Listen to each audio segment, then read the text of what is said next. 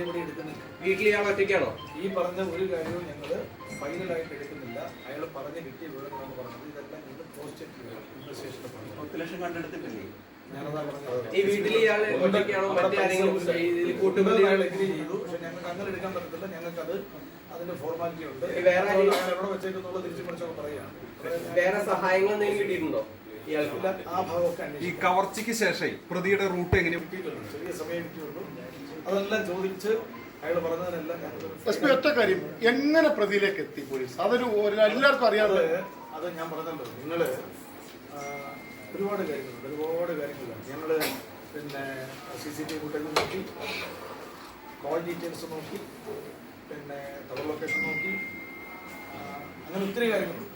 ഒരുപാട് കാര്യങ്ങൾ, ചില കാര്യങ്ങൾ ഫോൺ വിളിക്കുന്ന ശബ്ദമൊക്കെ അകത്ത് അവർ പറഞ്ഞു ചെയ്യുന്നുണ്ട്. റോഡ് സൈഡാണല്ലോ, കൂടുതൽ സമയം കളയാനില്ല, ഇത്ര പെട്ടെന്ന് ജയിച്ചോ. അതാണ് സ്പീഡപ്പ് ചെയ്ത് നല്ലൊരു എമൗണ്ട് കിട്ടിയല്ലോ. നേരെ വണ്ടിയിൽ തന്നെ പെട്ടെന്ന് ഓപ്പണായിട്ട് ഇരിക്കുക. ബാക്കി കാര്യങ്ങൾ ഞാൻ പറഞ്ഞല്ലോ. ഞങ്ങളൊന്ന് ഫസ്റ്റ് ഒഫൻസ് ആണോ SP?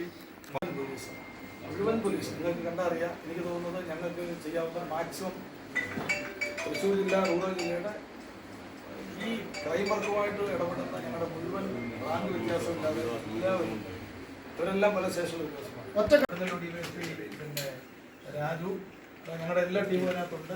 മുഴുവൻ പേർക്കും നല്ല റോളാണ്. കാരണം ഞങ്ങൾ 3 ദിവസം ഉറങ്ങിയിട്ടില്ല. കാരണം ഞങ്ങൾക്ക് പട്ടാപ്പകലിൽ മോഷണം നടക്കുക, നിങ്ങളത് വളരെ നല്ല രീതിയിൽ കവർ ചെയ്യുന്നു. തീർച്ചയായിട്ടും ഞങ്ങളതിനെ പോസിറ്റീവായിട്ട്. റിജോ 7 വർഷം ഗൾഫിലായി. ഇപ്പം നിലവിലായിട്ട് ഇവിടെ വന്നതിന് ശേഷം കുറച്ച് സാമ്പത്തിക ബാധ്യത അയാൾക്ക് നോക്കിയാണ്. പക്ഷേ അയാൾക്ക് കുറേ സാമ്പത്തിക ബാധ്യത വന്നപ്പം അത് കവർ ചെയ്യാനായിട്ട് തീരുമാനമെടുത്തു എന്നാണ് പറയുന്നത്. അത് ഞങ്ങൾ വെരിഫൈ ചെയ്യണം. അയാൾ പറഞ്ഞ് അതേപടി ഞങ്ങൾക്ക് എടുക്കാൻ പറ്റും. അയാൾ കുറേ കാര്യങ്ങൾ ഞങ്ങളോട് പറഞ്ഞിട്ടുണ്ട്. പൈസയെ സംബന്ധിച്ച് പോലും അയാൾ തിരിച്ചും മറിച്ചൊക്കെ പറയുന്നു. അയാൾ കൺഫ്യൂസ്ഡ് ആയിട്ടാണ് പറയുന്നത്. പൈസ ഉണ്ട്, ഒരിടത്തുണ്ട് എന്നൊക്കെ അയാൾ പറയുന്നുണ്ട്. ഞങ്ങൾ ഇപ്പം തന്നെ അതിൻ്റെ റിക്കവറി ചെയ്തു. അതാണ് ഞാൻ പറഞ്ഞത്.